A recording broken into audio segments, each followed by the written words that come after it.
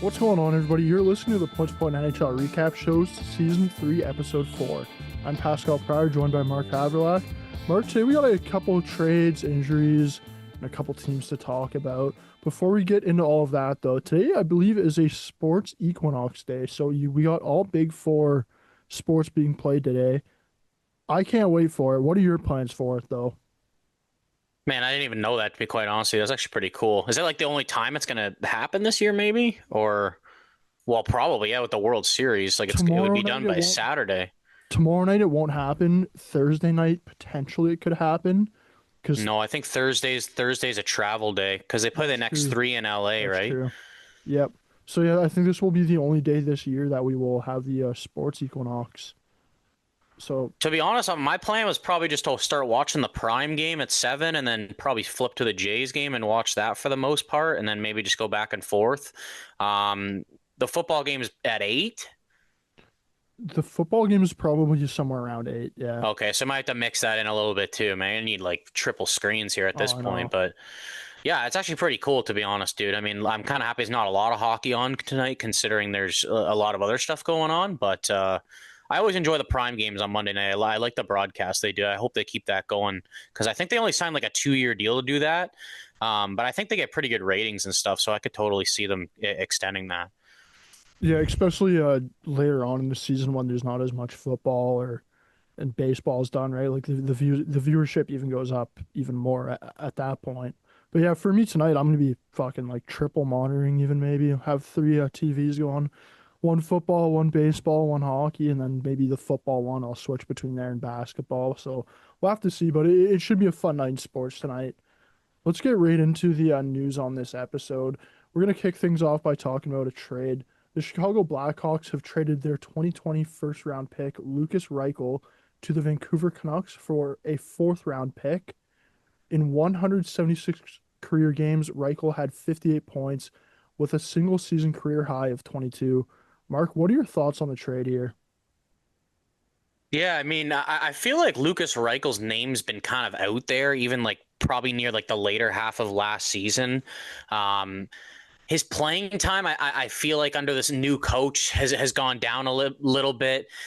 Even the coach they had before, who was in the interim for a bit, I felt like didn't really like him too much.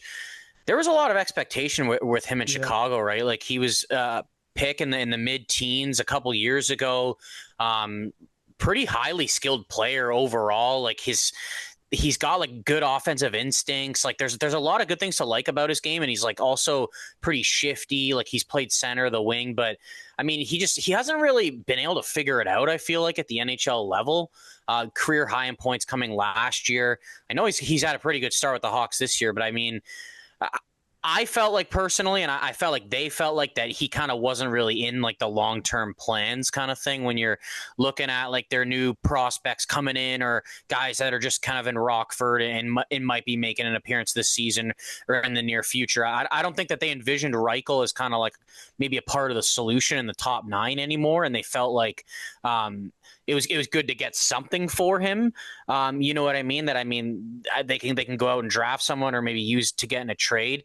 And like that fourth round pick too, people don't realize a couple of years ago, they got that in a deal in the Sam Lafferty like Ilya Mikheyev deal between okay. Vancouver and Chicago. It was basically like a part of it to like take like with the cap dump, you know what I mean? And Yeah. now like Vancouver's using that pick.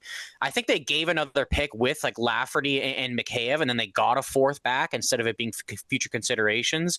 And then that fourth becomes Lukas Reichel, which I think for Vancouver is like some pretty tidy business, to be honest. Like we were talking about this season, like I have them finishing in a playoff spot. Like I really like the way Demko's playing this year, and I think they are a little bit better of a team than maybe people give them credit for. But like even like Pettersson's starting to pop off a bit. But with Hedel being out and like Teddy Bluger's only played a couple games, like we were talking about how thin that center position is, and he's a guy that can play center, right? So you may as well bring him in at the cheap number that he's at and give him an opportunity and see what he can do. And like he's also under or like team control for a couple years, but I feel like that like these next couple years for Reichel are are really going to like make or break his career, to be honest. Like I could see him at like I think he's 23 or 24 right now. Like I could see if it's not working out by 26, 27, like he's kind of a guy that's like off to Europe or something. But I mean, like he's shown flashes of like high end skill, and like for Vancouver, dude, like I feel like this was like a no brainer to like do this. Yeah, I think for Vancouver it was no brainer to do it. You're giving up a fourth round pick. You're getting a forward back. That was a first round pick, and yeah, we haven't seen the production from Reichel yet so far in his career. But as you mentioned, like he's only 23 years old. Like there's still room here for some growth in his career. So it's pretty low risk, and the reward could be decent if it does all pan out, right? Like he could be a guy that's maybe a 15, 20 goal guy playing on your third line at some point in the future if everything pans out, right? And if you're giving up a fourth round pick for that, like as you mentioned, that is pretty tidy business there. And then looking at it for the Blackhawks point of view, it's like I think it's exactly what you said. It's this is a guy the Blackhawks management and coaching staff didn't really envision as a fix for this team in the future. And it's like, why are we kind of holding on to him and we're not going to be giving him minutes? And at that point, not only is his trade stock going to go down, but his growth and development is going to go down. So it's like, I think for both sides, it was good to kind of get a fresh look with the player. And for the Blackhawks to get a fourth round pick back, it's like, I don't like, you're not going to be able to get much back for him, right? No, guys haven't been going for that much recently, especially even if they're like high picks. Like I'm thinking like Tomasino from Nashville to Pittsburgh, like he's a first round pick.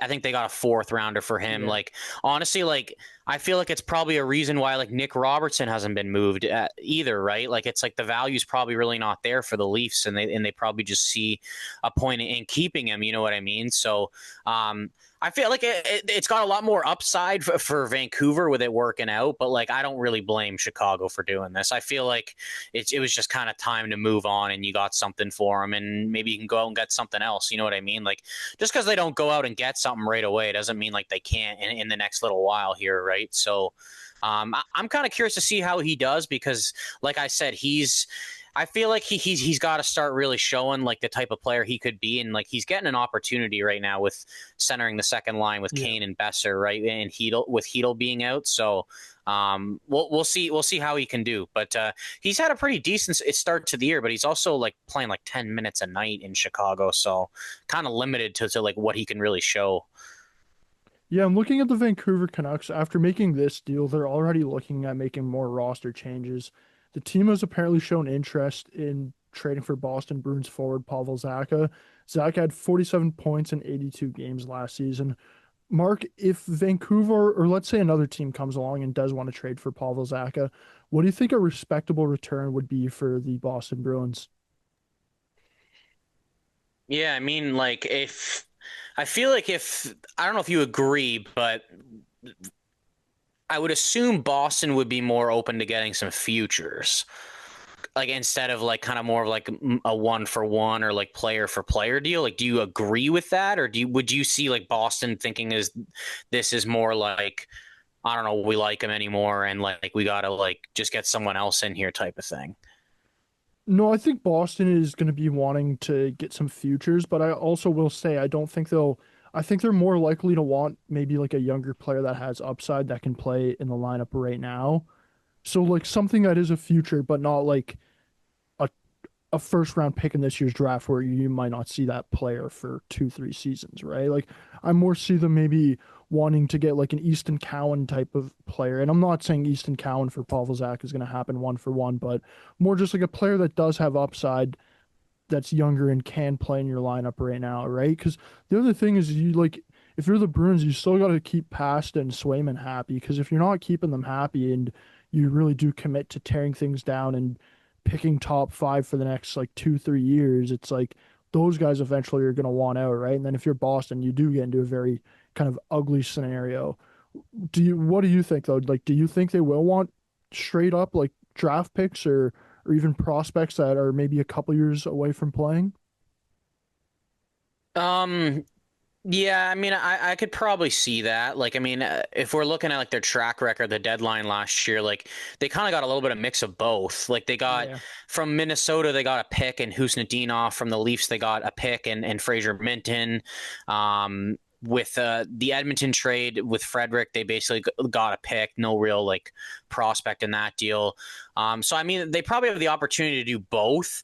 If we're looking like specifically at the Canucks, because that's the team that was kind of rumored. Like, I'll be honest with you. Like, if I'm the Canucks, I'm not giving up like a Lekkerimaki or a Tom Willander in a deal. I just don't see the upside of it being worth it to have Pavel Zacha for 2 years when Lekkerimaki could be like a top 6 forward for you long term, or even Willander. I'm not super high on him, but I mean, I think there is a possibility that he's a top 4 right-handed shooting defenseman, which are not easy to come by. And it's like at this time, I wouldn't be super happy about giving that up in a trade.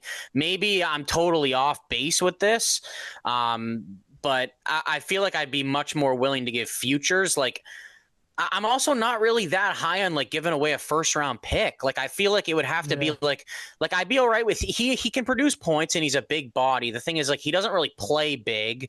And I really just wonder at the end of the day how much of like a pasta merchant he really has been. And you know what I mean? And if he goes elsewhere, is it really going to start showing? Like, I just totally kind of see that in a Pavel Zacha type player. I feel like there's been stretches, and including right now, where he looks like he's playing really well. And then there's a lot of stretches where he's not, and he's really like never shown up in the playoffs that much. Like I'd probably be giving up like a second round pick, like a third round pick, and like a mid-tier prospect. Like, and maybe there's like an NHL player that has to go back in the deal to make the money work. Like, I don't really see a huge upside for it. Maybe I'm totally off base in considering like Boston's like, well, this guy can play top 6 center minutes, and there's no top 6 centers available. So maybe that drives the price up. I don't know. I'll be honest with you, dude. I'm not super high on the player. I'm not convinced Pavel Zacha is a top 6 player on a Stanley Cup winning team, to be quite honest with you. I think he's more of a third liner, but he is versatile.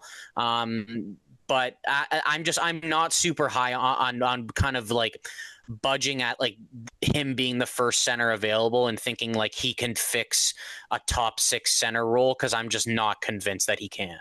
I will say though, the one thing that does help the Boston Bruins out in this a fair bit is that he does have 2 years remaining, and he is also on a pretty good deal at the time. Like he's only making 4.75 mil, right? So it's like if you can kind of have a 1, 2, 3 of Pedersen, Hedel, and Zacha, I think that it's like a complete 360 for the Vancouver Canucks compared to what they went into the season with, right?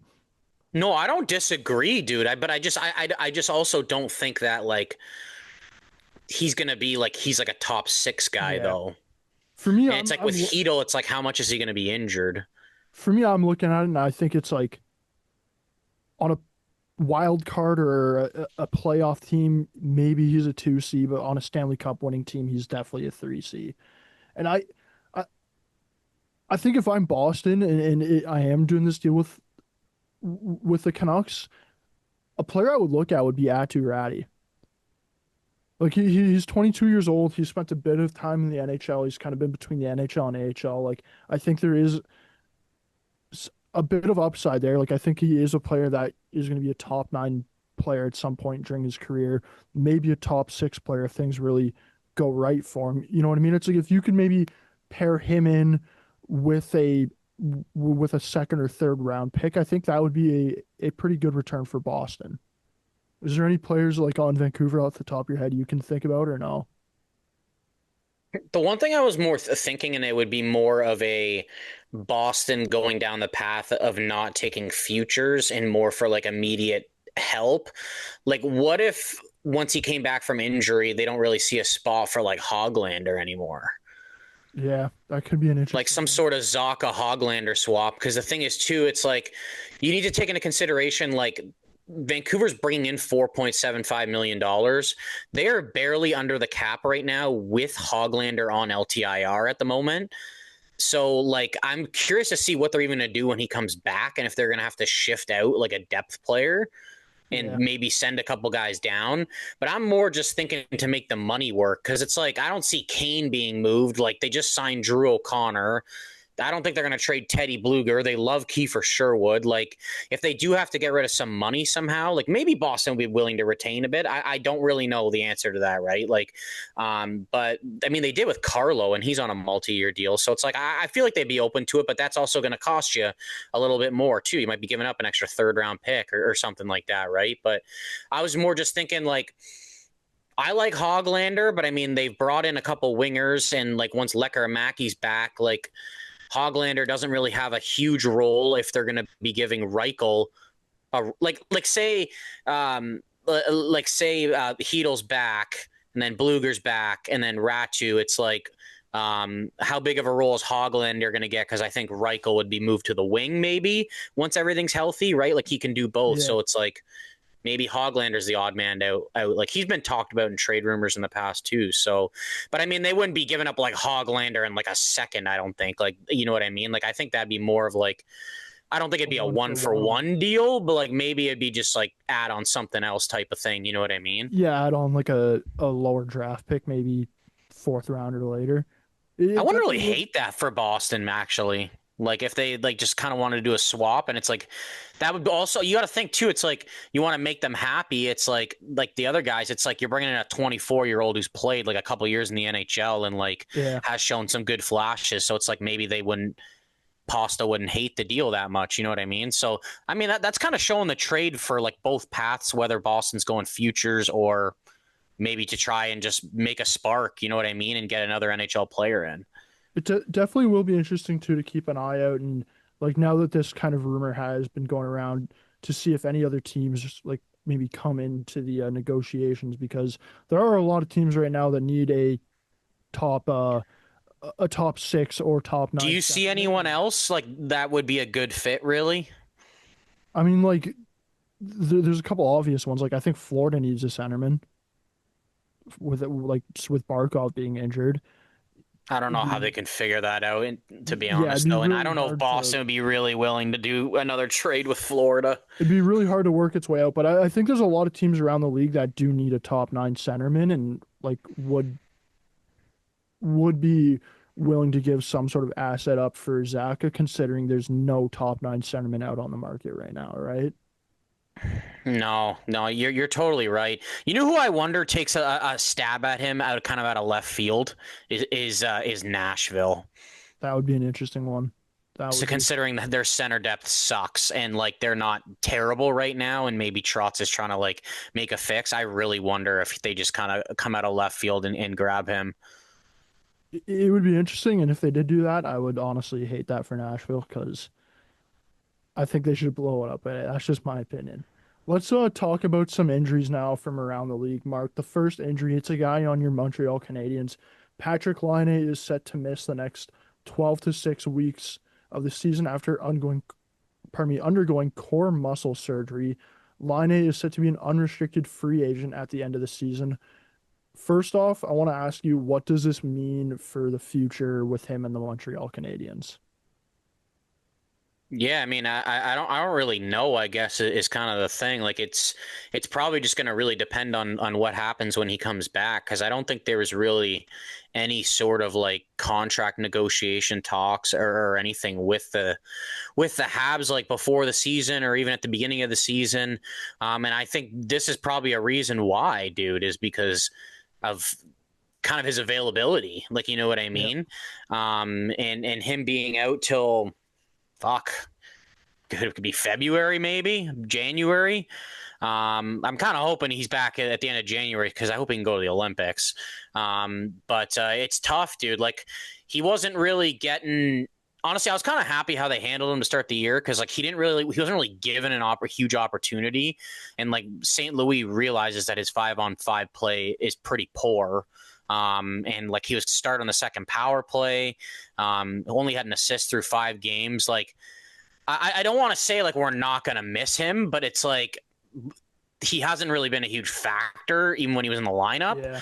And I think that we'll be okay filling that role. And I considering like you bring in a guy like Bolduc, I understand it's not the same player, but it's like if you can almost score at a rate with a couple different guys that Laine would be scoring at, I think we're going to be okay, to be honest.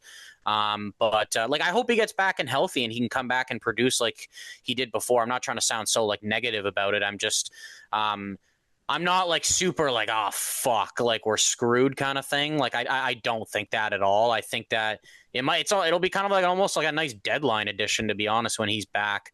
And I'm kind of curious to see how some guys kind of handle like the opportunity here that they're gonna get. You know what I mean? Because our lines are still kind of uncertain. Like I mean, like our top six has been pretty much intact. With Slafkovsky, Caulfield, Suzuki, and then it's been Newhook, Kapanen, and Demidov. But I mean, the bottom six has been kind of shifting around a little bit. So I mean, some guys will get opportunities. Like Veleno's getting a little bit of an opportunity now, but I wouldn't be surprised if like even a couple of guys from Laval, like or like Beck. Maybe we even see like Florian Xhekaj eventually, like something like that. But I also wonder too if we go out and like today. By the time this is out, you'll know the answer to this, but like Tampa put Mitchell Chaffee on waivers today. Like I honestly wonder if we put in a claim, like just as a guy that can like fill a role that's played a lot of NHL games, that can be a depth guy, considering we also lost Sammy Blais to waivers, right? So at the beginning of the season. So I wonder if we just go out and do something like that, or maybe even make like a minor trade if like someone who's trying to fill a role, it's not really working out. Like the couple of games like Veleno's played, to be honest, like I have not been impressed at all. Like I'm kind of hoping he's not going to be like an everyday forward for the next 4 months. So I think we'll be okay just kind of filling it as a depth role for now, and maybe it'll be a nice piece to get back in January, February. And like he came back healthy. He came back last year and scored at a pretty good rate, right? So it's like, Yeah. who knows, he can do it again.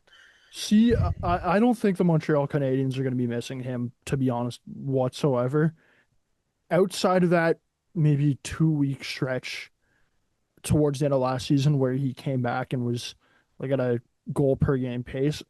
After that kind of fizzled out, I think ever since then he's looked very mediocre. And as you mentioned, like if he's not doing a whole lot 5-on-5, which he doesn't, it's he has a very minimal impact. Like you need to have an impact at 5-on-5 if you're not scoring to be able to sustain success in the NHL. And unfortunately, with him and what we've seen with him over his career is that like he's not a good 5-on-5 player, and he's very streaky with his scoring. So if he's not scoring, like he's not that effective. And we saw where he was lower in the lineup this year to start the season, right? So I don't think the Montreal Canadiens are going to be missing him a whole lot here when he's injured. And to be honest, I think this kind of solidifies that come free agency, he's going to be moving on to another team. I don't see Montreal wanting to keep him around whatsoever, especially considering kind of what his cap is right now and what he might be looking for. Like I think Patrik Laine I think he's getting to the point in his career where he's going to become kind of like a Taylor Hall type of player, where he's going to almost bounce around from teams that are kind of picking in the top five. You know what I mean? Like, do you kind of see that happening maybe with him, where come free agency he's signing with a team that's going through a rebuild, and they're kind of looking at him like, okay, this is maybe a guy that we can get to help out these young guys. Yeah, because to be honest, that was kind of a reason he was brought into Yeah. the role that he's in now, right? And I think that we just kind of like at the time, I loved the deal. I knew the type of player we were getting and I understood, but also at the time before last season, it was like, fuck, we're like relying on Caulfield to score like all of our goals. We need another guy who can score like an easy goal. Like Yep. we're a hardworking team, even though we're a bottom five team in the league. And bringing in Laine was great. And now it's just like over the offseason, it's like, well, we get Demidov and Bolduc, and like Doc is healthy. And then like Kapanen's been a great story so far this year too. So it's just like his role's just diminished a lot, right? Like, and he's kind of like almost in a spot now where he doesn't have a solidified role. And like, I honestly totally see him going to like a Chicago or something like that. You know what I mean? And then like using him as like a power play guy, and he can maybe even potentially thrive in a role like that, right? But I think there's a very minimal chance he's coming back next year. I think it's going to be one of those situations where it's just going to be up in the air, and it's going to be like talked about near July 1st, and it'll be like we're talking to him and whatever, and then it's just going to fade and he's going to walk. That's just kind of the situation I see happening, and I don't really see a reason when I look at like our kind of depth chart moving forward. I don't really see a whole need to re-sign him, to be quite honest. Yeah, if I was a betting man, I'd be betting that he's signing with the Chicago Blackhawks over the summer. Let's talk about another He injury. should go to. Honestly, I was thinking. Imagine him with you guys, though. Like, would Nope, you be? nope, Why not, though, no, dude? Like, you need no, an easy goal, though, no. dude. I don't want him, man. I think for Chicago it makes sense because it's like you got Bedard and all these young guys that are because Chicago's trying to be better and they got young guys, but they're really alone. Like Nazar and Bedard are really alone. Where like for us on the Flames, it's like we're more looking at blowing it up. We're not looking at fucking signing Laine to a overpriced contract, and he's not No, I gonna. just mean like, what if your like scoring is so bad this year, and like you do pick high, and then it's like, what if you get like fucking McKenna, and then it's just like he's playing, and it'd be like at least there's like someone that he can, because then you don't want to run into another situation like fucking Chicago is, where like McKenna's on the team, and he's like, we'll probably get into this eventually when we're talking about Calgary, but like you know what I mean? That he's gonna have someone to play with, but fuck. I just think it's like I don't know. Chicago, they have they have the high end prospects, but they don't got a lot of prospects. Where the Flames are the opposite, where it's like they got a lot of decent players. It's just like they don't really have any like top end players. We'll talk about that a bit more though. Rakell, he's going to be injured, and he's out 6 to 8 weeks for the Penguins with a hand injury. Mark, this is a guy that going into the season, we were really talking about him a lot. Like, man, there's going to be a lot of teams that are going to be interested in trading for him. Pittsburgh's not going to be that great this season. Pittsburgh's been off to a pretty decent start, and that's really seemed to halt a lot of these trade rumors with Raquel. And now this injury, it's halting them even more. What do you think this injury means for a potential trade? I'm not convinced they're going to rush it at all. Like, I mean, I think this start for Pittsburgh's changed a lot, like in Yep. accordance to, um, like I don't think Dubas is going to be out there right now and like actively shopping his players. With the start they're having, I honestly think he owes it to Sid to just kind of let it play out. And regardless if you think it's the best thing for the organization or not, I think you just kind of got to do by like the vets, you know what I mean? Especially like it might be Malkin's last year, it might not be. He's playing awesome too, right? So, um, I'm kind of not convinced anymore. Russ or Rakell are really going to get moved here in the near future, and like to be quite honest, like it's not like there's a huge rush. Like they're not expiring contracts this year either, right? So I don't know. I think you just let it play out. I think they'll probably come back down to earth and like be like a 500 team or something like that, and that might change things moving forward. But I'm totally my mind's totally changed. Like I'm not convinced either of these guys are like. I don't want to say they're not on the market anymore, but I mean I don't think they're like actively taking calls on them right now. To be honest. Yeah, I think this is one of those things where it's like Pittsburgh gotten off to this hot start, as you mentioned. They kind of owe it to Sid, and not only Sid, but also Gino and Letang and like all the guys that have been there. They kind of owe it to them to let this play out. And I think the other thing too that's going to help out Pittsburgh here in kind of playing on the long game is it's like if you do wait to trade deadline or kind of around that time, the price might just go up and up for these guys because teams are going to get more desperate, right? It's like we've seen it year in, year out where teams are trying to make these moves as soon as possible. Like the Randon one happened really early on last year, and then it seems like by trade deadline, it's like there's no big names left or big players left, right? So if these guys are left around there, like I feel like there's going to be a lot of teams that might be kind of trying to outbid each other for one of those guys. Overall, though, I feel like the injury sucks for him. I know you kind of mentioned this earlier, but Pittsburgh's playing that global series, and it looks like he might not play in that. Like, kind of No, I sucks think he's for him. definitely not playing because he's going to Yeah. be out till probably the new year now, like unless it's 6 weeks. But yeah, he's 100% missing that, which sucks, man. Swedish guy going back to Sweden. It's definitely tough to see. Let's talk about another team here in the Metro Division. It's the New York Rangers. They're sitting at the bottom of the Metro Division right now with a 3-5-2 record. Mark, I got a big question for you here. This is the biggest question I'm going to ask all podcast. Is it time for the New York Rangers to blow this up? Oh man. Um, I'm gonna say like not yet. Like I think that 10 games is probably a little bit premature to make a decision like that. But I will say that they're getting on that path and it's pretty fast, dude. Um, I don't know how long they would wait to do this because I don't see Drury after how active he was this offseason kind of pulling the trigger like within the first 15 games here and being like, all right, like Panarin, see ya, like almost like, you know what I mean? Um, I feel like they would almost let it play out the year.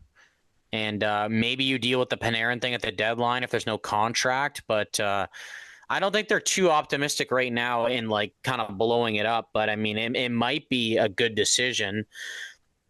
Like, what do you think they would do? Like, they're like, I think Panarin would have to be almost looked at as like one of the first guys, right? If you can't get him signed, it's like, I think the first two guys gone would be Panarin and Zibanejad. see, Zibanejad's got the no move clause though, dude. Yeah. I think they would have moved him already if they could have. I'm just look, but the thing about the Zibanejad one before though is that like I see why maybe he's not moving that no move clause because it's like if if you're him, you almost would rather stay in New York if New York's going to continue to want to be competitive, right? But if New York does go down the road where it's like they kind of are going to blow it up a little bit more, maybe it's like if you're Zibanejad, maybe you are like, okay, like I do want to go play for another team that is going to be competitive. I'm just looking at it and it's like right now the Rangers, they don't have a whole lot of young talent. Like who's young talent on this team that you really think is going to make an impact at some point here within the next, let's say, 3 years? Because I think maybe that's the window they got left, and even that I think 3 years is a bit long. Like Um, it's Gabe Perreault, and that's pretty much it. Maybe Brennan Othman, you can throw him in there. he's been kind of so iffy though, dude, and he's played like 30 NHL games. And problem is, he's a goal scorer that hasn't scored any goals at the NHL level. I'll be honest, I don't mind that Noah Laba kid that's been playing with them. He's been more of like I envision him more as like a 3C, but I mean, like he's Yeah, kind of a guy you can keep. Um, and then the other guy I'd kind of think of who's not really playing right now that will be making an impact would be Scott Morrow on defense. that is fair. I'm just looking at it though, and it's like I don't think those guys coming up is going to change the New York Rangers and put them back into being these cup contending guys. It's just like you look at you look at kind of the ages of their top players, like they're only going to age more. I think it's one of those things where it's like their window is maybe the next 2 to 3 seasons, and I think even 3 seasons is like very gracious considering you got Zibanejad, Trocheck, and JT Miller all at 32 years old. It's like, do I think they're going to win it? Do I think they're going to win a Stanley Cup within the next 2 seasons? I don't think this team is anywhere near close to that. I'm not even convinced they're going to make the playoffs the next 2 seasons. Meanwhile, win the Stanley Cup And it's anymore. like if you're not convinced, why would you continue to kind of try to go after it with this core? Because because then you're going to get to a point where it's like you have no assets to flip off. Where it's like I think So the what are Rangers are you going to saying? have. They got to put out another memo like they did 7 years ago and be like, "We're going full ship rebuild here." Like, what's your limit here? Like. Honestly, the way I see it is, you just brought in JT Miller and made him captain. I He's don't not think you going trade him. anywhere. Yeah, Adam Fox, I'm not convinced they're trading him. you don't trade They him. just signed Igor, and he's debatably the best goalie in the NHL. I'm not trading Igor.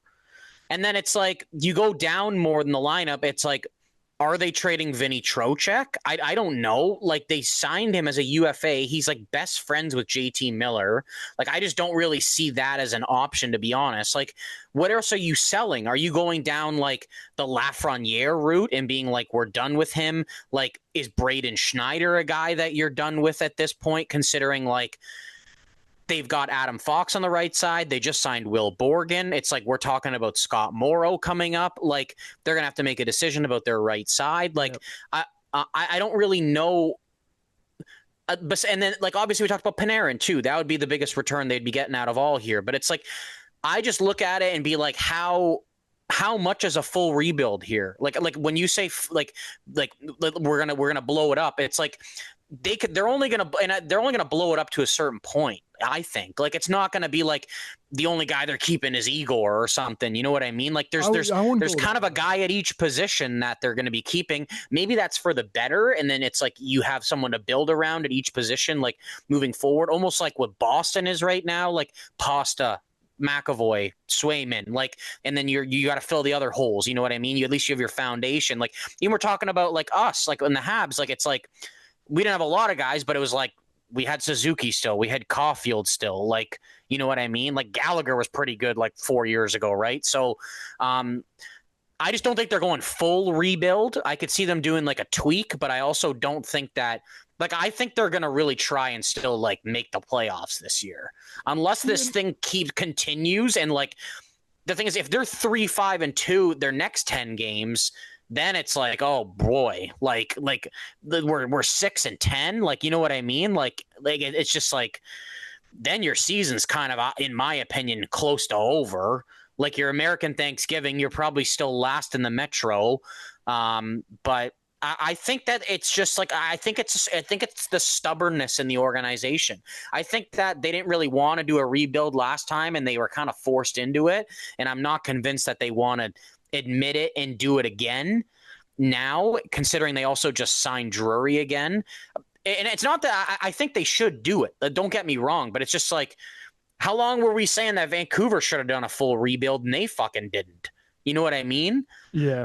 I will say though, for the New York Rangers, it is easier to do that because they are a top UFA landing spot, right? And like, But I don't know if they are right now.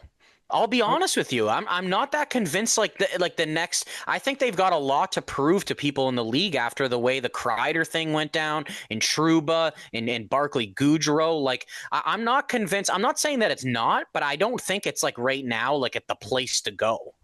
I wouldn't say it's the place to go, but I'd say it it's still top five, if not top 10. Like, I would think more people are more inclined to go to the Rangers than like a Winnipeg or maybe. Okay, but you're taking like one of the worst options in the league, dude. Like, I'm more That's saying fair. That's fair. like, you know what I mean? Like I'd say it's, yeah, definitely still like in the upper half, but I mean like it's, I think if a UFA had to narrow down to like 3 or 4 spots that were intriguing, like I don't know. Yeah. I'm not that convinced the Rangers would be like on it right now, you know? I'm just looking at it. It's like if you're the Rangers, I don't. This team, like this core, is not going to win a Stanley Cup. As you mentioned, like you're not even like we're not even that sure they're going to make the playoffs this year. With them aging, it's just like I'm not saying they should go out and trade everybody, but it's like I think they should look into trading like a Mika Zibanejad, maybe a Vinny Trocheck. Like go out there and see what a return could be Would you, like for what about those types of Laugh? players. Laugh, no, I would keep Laugh. Like I would. Really? There's still a fair bit of players that are on this team I would keep. It's more just like these players that are 32, 33 years old. It's like I'd look and go and see what a return could look like for that because it's like they're only going to age more. This Rangers roster, like it's not going to get better unless something drastically changes with their play, right? So it might not be a full rebuild where you train everybody, but if you're trading like the Panarin, Zibanejad, and you are like you are trading two of your bigger name players within that roster, and that could be a significant tweak in the lineup. But to be honest, if they're trying to get like some real assets back, like I think that they'd like some team would overpay for like a Braden Schneider. And I could like see it's that. just like I honestly I don't really think he's kind of turned out to be the player that a lot of people have expected, but still think he's got some good qualities to his game. And like I said, like they just signed Borgen. I don't know if they're going to move him. They're not moving Fox. They just brought in Scott Morrow. Like, is there kind of a path for Braden Schneider like moving forward? I don't know, right? And like some team might look at it and be like, oh shit, top four right hand D, like we could use this, right? So I really wonder if that's an option with them getting rid of him in the near future. Let's move over now and talk about the worst team in the Western Conference. It's my Calgary Flames. Mark, apparently the Nazem Kadri, the trade rumors with him, they're really starting to pick up. Apparently the Flames, they've come out and said that they're gonna basically keep Kadri until he hits that 1,000 games, which I think we're about 10 or less games away from that. And then after that, who knows? Apparently he might be traded after that. What do you think a trade for Nazem Kadri could look like and kind of a return for the Flames? Dude, I think you should be excited about what could be coming back because I think it could be a fucking haul, Yeah, considering the lack of center depth um, available, right? And like, I don't know. Do you think he's just like you still think he'd be like a quality 2C on a cup team I at think this he point? I think he'd be a good enough to see on a cup winning team, and especially given Yeah. kind of the play style he plays, right? Like it's not like you're just going to rely on him only to put up points and point production. Like he's a guy that's going to be mixing it up, getting under the opponent's skins, right? Like you can rely on him for that as well, which is an added, right? Like not a whole lot of players playing in your top six can always give you that at times. So if you can get that from a guy like Kadri, it's like more of a reason maybe to give up more in a trade. I'm looking at it and it's like if I'm the Flames, I would trade him. You can like Yeah, I with think you gotta. Like, I yeah. think it's kind of worth it for both parties, dude. Like, he probably wants another chance to win. You could get some good assets considering like the center depth is probably like as thin as it's ever been on the market. Like I'm thinking more like, okay, like 2 years ago you get or whenever that was. I know it's different, but like for Elias Lindholm, you got a first, you got I would say Brustevich. Brustevich is about a B to B plus prospect, in my Yeah. opinion. Then you get like another mid round pick, and then you get like a potential bottom pairing defenseman. Like I would be looking at like you got to be getting a first round pick, hopefully. Unless it's just not, unless there's a team you want to make a deal with that just doesn't have it and they got to go down another route. But like, I'd be looking at like a first round pick, a potential young player that like is either in the NHL or kind of just on the verge of making it. And I'd probably be even looking at like another pretty decent pick, like a second. Like, do you think that's realistic? I'm thinking like a first, a second, mid-tierish prospect slash guy that's maybe in the lineup right now. I think That can play right away. I think it could be a bit high just because of his age. Like he is 35, so it's like you're not gonna have him for like a whole lot of good years. We're with the Lindholm one. Like Vancouver was really trying to re-sign him there, I think, and really wanted to keep him around. I want to. I would. I'll hit you with a trade proposal here and tell me if you'd accept this if you were on both sides. I saw a team that was thrown around a little bit with Nazem Kadri, the Utah Mammoth, right? They kind of need a bit of a more of a veteran presence. They kind of need that second line centerman that they could use them. So let's say Nazem Kadri for Tija Ginla and a second round pick. Would you do that trade if you were both sides on the deal? Wow, that's a pretty decent offer. Um, I'd probably be pretty open to it. If I was Utah, I feel like I would really prefer to put like Daniil Boot in the deal. But I mean, Yep. Aginla probably has some more value. Um, I feel like this probably, yeah, that's probably worth it. And you're getting a good enough prospect back, I think, in Calgary where it's kind of feasible not getting the first round pick. Maybe it even is. You never know, right? Like, but Man, one team is that's an interesting team. I never really thought about Utah. Considering too, yeah, I feel like they do lack like a 2C a bit. I know Schmaltz is kind of like he's having a great year, and he's been like a center wing the last couple of years. He's fallen as well, right? I haven't really considered him a full tilt center. One team I know there's a lot of teams that could probably use him.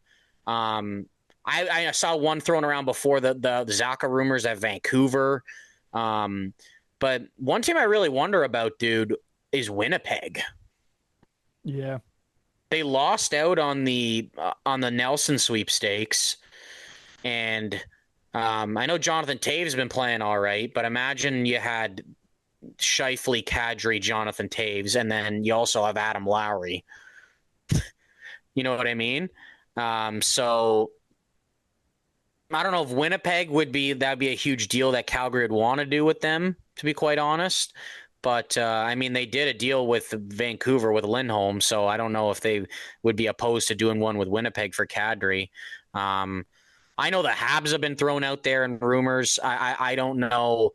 I'm not really 100% sure that we'd be willing to do that right now. To be quite honest with you, I would say we're not really. We might be like inquiring about it. I think we'd be inquiring about it for sure, and probably keep calling. But I don't think I'm not really that convinced the way we're playing that they're kind of like, okay, let's go get a 2C like immediately type of thing. Like even saw we were in the Zacha rumors, and everyone's like, Kent Hughes was Zacha's agent. And I'm like, we're not fucking getting Pavel Zacha, dude. Like screw off. Like, is there any other teams you could think of? The other Like one that I heard that was a really good one is Carolina. They have a bit of cap space and they have the assets now too with those getting those first round picks fuck, back that would from be a Dallas, right? good one, dude. So it's like You know how many people would think of Carolina differently if they acquired Nazem Kadri, dude. when they're And the at the thing is top of too the is league right now. they've got an additional first round pick from that Rantanen deal Yeah. still. So But it's that's like a couple of years away. I don't know if like you guys would be like, we want the 2026 one in specific. You know what I mean? But dude, that would be something, man. Like yep. to get him in there, I think a lot of people's perspective would change on Carolina if they could bring in Nazem Kadri. And I honestly think it would, like he could play a Brendamore style. Oh, Brendamore no would doubt. fucking love him. You know what I mean? The So dog out there. cool. I was thinking. I know I mentioned earlier, like if they keep playing well, like Nashville, if the cap space could work out, imagine Colorado could bring him back. Yeah, I just don't know what assets Colorado really has where the Flames would be like really loving the return, right? Yeah. What about even like Detroit? Like Stevie Y giving up a little bit of like some of the young guys and I stuff could if they could keep doing well, because I know I could see that. But I don't think he's like a 2C yet, and it's like I think they envision Cop or Comfer kind of playing that role, and like I feel like that's kind of one thing they've really lacked the last couple of years too. So maybe Detroit, fuck, that would suck for the Leafs. I do think there's a lot of teams though, if or when Kadri becomes available, because I think it's more a matter of when he gets traded this season than if, that there will be a lot of teams kind of looking at that. Mark, to wrap up the show, we're gonna try something out here that we haven't done yet. Last week we kind of introduced the whole game segment of the shows, so we're gonna keep it going this week, but we're kind of doing different style of game. So in front of me right now, I got a draft class. It's the 2017 NHL draft class. Mark, can you name the top 5 players from that draft in points? 2017 draft, so that would be 99 2000s, I believe, going, or sorry, late 98s and 99s. Um, in accordance to points, the top five. Top All 5. right, I don't know the order. I'm gonna spit some names out and I'd say just tell me if they're in the top five, because I feel like Okay. getting in straight order might be difficult. I'm gonna go. I believe Nico Hischier was the first overall pick. He's third. Yeah, okay, it's a good start. Um, Patrik. Brady Kachuk. right? No, he wouldn't be. Um, 2017. That was the Kotkaniemi year. Oh, no, that was 2018. I feel like I'm mixing up the drafts a little bit Yeah, here. I'm it's so all used to the dude. I'm so used to the 15 draft and then the 16. Um,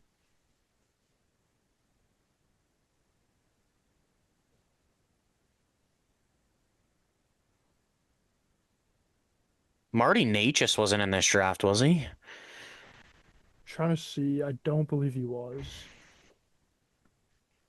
Oh, Heiskanen? Is he in the top 5 for scoring in 17? Or is that not his year? It is his year, but he's not in the top five. Martin Nishas, it was his year, but he's not in the top five. This is a pretty good draft class looking at it. Fuck, really? He's not in the top 5, Yep. Necas. Um, Nishas is he's seventh in this draft oh, class. Suzuki? He's six. He's six. Oh So there's shit, okay. four guys above him that you haven't gone yet. Do you want me to give you some hints here? Yeah, I need a couple at this point, I think. Okay. At the top of the list here in points from this draft class, we have a guy that played in Sweden in his draft year. Is it Raymond? No, Raymond was like 2020, 2022, I think. He's No, that young, eh? Lucas Sweet. Raymond, yeah. Oh shit, Pedersen? Pedersen leads this draft class in points. Okay. You got He sure so was third. He sure was third, right? You said Yusha was third. Suzuki Second, sixth. the second player is a defenseman.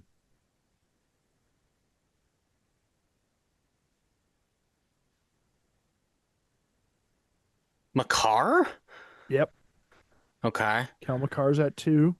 So you're just missing four and Um, five here. West or Eastern Conference or one of each. Both players are in the Central Division, and both players also played in the OHL.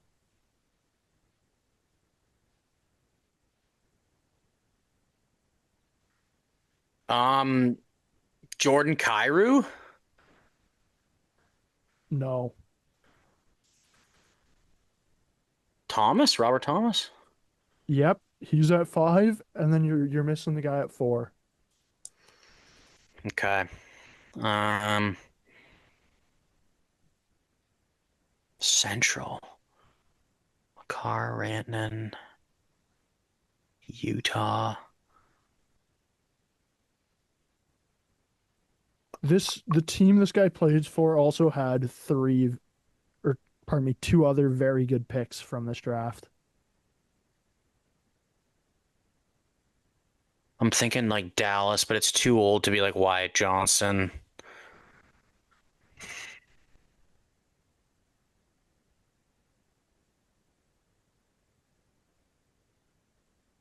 Forward? Forward. Wow. I'm You were on stumped, dude. you were onto something there, man, a couple seconds ago. With Dallas? Yeah. He's on Dallas. Oh, Robertson. Yep, Fuck. the RoboCop. It's because Okay. this was the year they took what was it, Ottinger, Robertson, and Heiskanen, right? But yeah, looking at this draft class, man, it's a pretty good draft class, dude. Like you got Pedersen, McCarr, Heischer, Robo, Thomas. You got Nick Suzuki, Marty Nishash, Batherson, Heiskanen, Middlestat, Tippett, Velarde. That's a pretty good draft class, and we're not even talking about any of the goalies either, right? So I guess I was just more surprised that Elias Pettersson had the most points. Still, I thought at this point somebody may have passed him, but good on him. Mark, do you have your draft class up in front of you for me? Or Yeah, so for me, I am going to be doing points as well, and I picked the 2019 draft class. 2019. Okay. I'm gonna go Jack Hughes. Please tell me. Jack Hughes is number one. Okay, Jack Hughes is number one. Trying to think who else is that. He is number one by 108 points. Which is pretty. But I mean, he has played 80 more games than the next guy. But it's also still. crazy though too, considering he's also been injured and missed probably close to 80 games as well, right? Yeah. Like Jack Hughes. Who else went high that year? Like Turcotte went high, but he's not going to be on there because he doesn't have nearly enough games played. I don't see Turcotte in the top 40.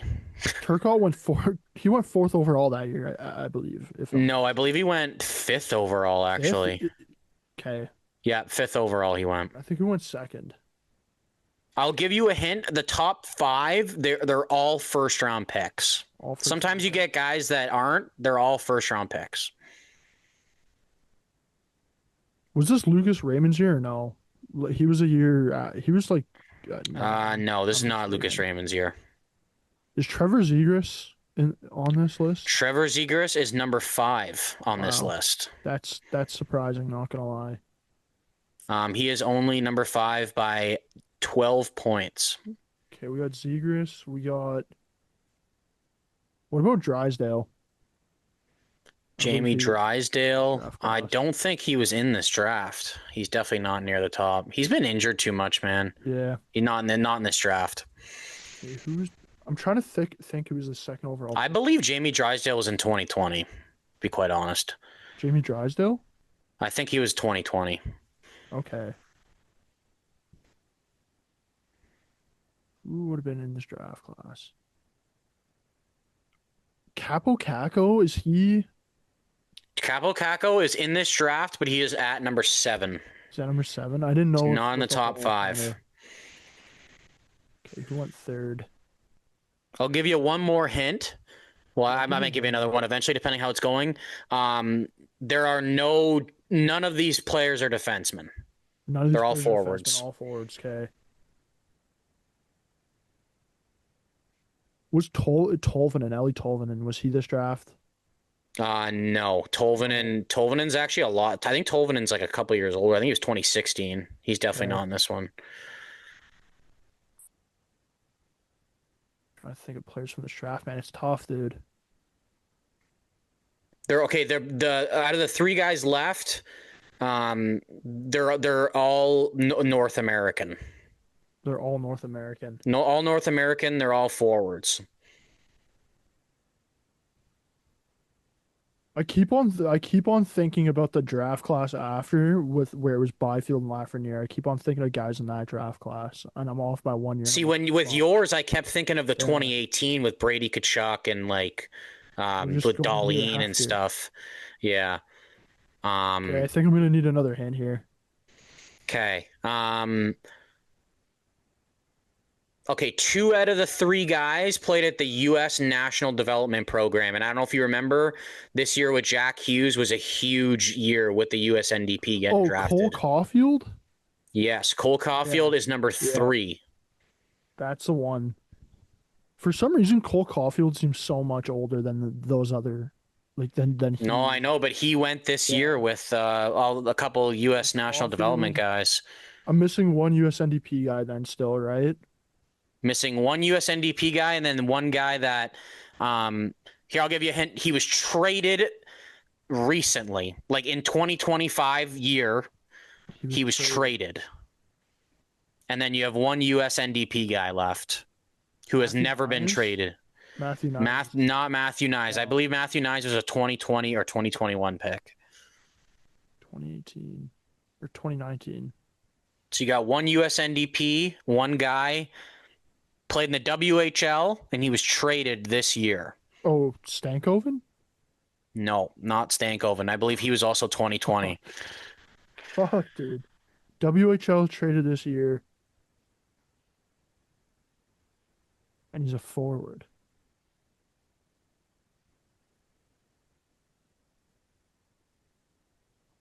I honestly was like, holy crap, mine was bad. But I mean, you're getting to territory here. I'm sucking right now, man. You're going to be surprised with one of the guys that you didn't get it, I think. Okay. The thing is, what? Wyatt Johnson? No, not Wyatt Johnson. He wasn't traded this year. Yeah. The guy from the USNDP,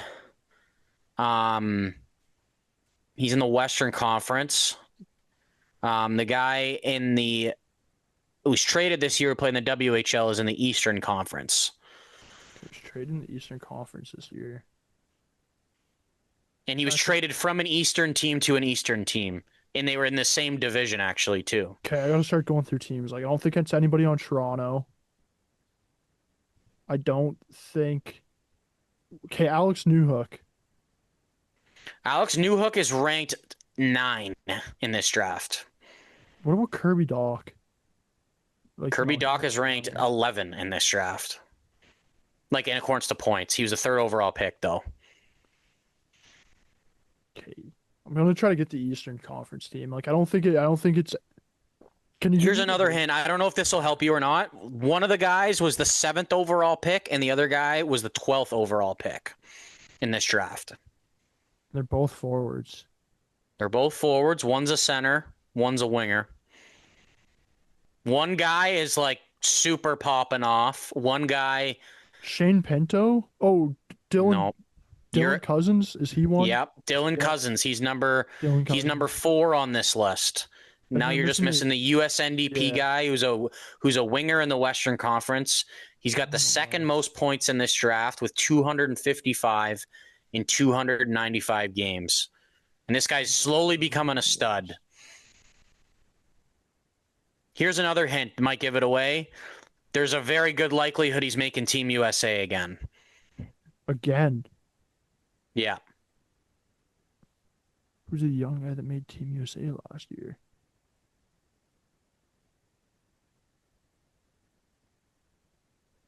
He's in the Central Division. He's in the Central? Okay. Not anybody on Winnipeg, I don't believe. Yeah, not anybody on Winnipeg. Not going to be anybody on Colorado. Yeah, not anybody on Colorado. Don't think it's anybody on Dallas. Nashville, it's not going to be anybody on Nashville.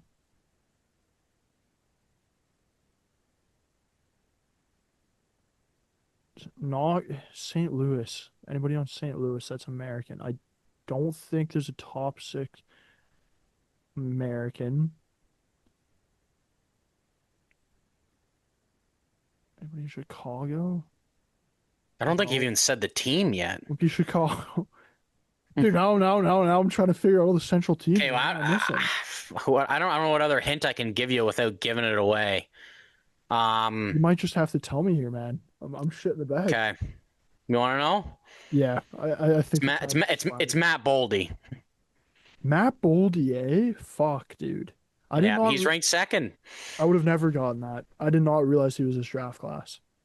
Yeah, he was the same year as Caulfield and Jack Hughes and stuff. Yeah, he came from that USNDP team, dude. They were fucking nasty, dude, man. I should have gotten the Caulfield one because like when I look back at this draft class, I remember this draft class being the year of all these USNDP kids going. For me, for whatever reason, when I just like think when I think about Matt Boldy, I do not think about him being a 2019 draft class because I feel like the 2019 draft class was like 2 years ago in the back of my head. And then I kind of remember that like, holy shit, no, these guys are like, this is my age's draft class. So I should have gotten that. Yeah. Some other guys around there, Moritz Seider, he's at 6. Michelli's at 8. You mentioned Newhook. Protas is slowly creeping up that list. So Shane Pinto, Thomas Harley, Pavel Dorofeyev as well, Dmitry Voronkov. So, I mean, it's actually starting to become a pretty good draft class, even with some guys that are just kind of haven't really played that long. Like Protas has been a monster recently, right? But he's kind of top 10. But if we did this in like the next year or two, he might be a guy like in the top 5, right? So, yeah, this one could change a lot because like even Zegras, it's like when you said Zegras at 5, I was like, fuck, man, some of these other ones might be tough, dude, if Zegras is at 5, but I mean, he's got 12 more points than Seider too, and then it's like Kakko, Michelli, so he might even be holding on to that for a little bit. Overall, I think that was a pretty fun little trivia thing. It's definitely tough doing when you're kind of under the spotlight there doing it.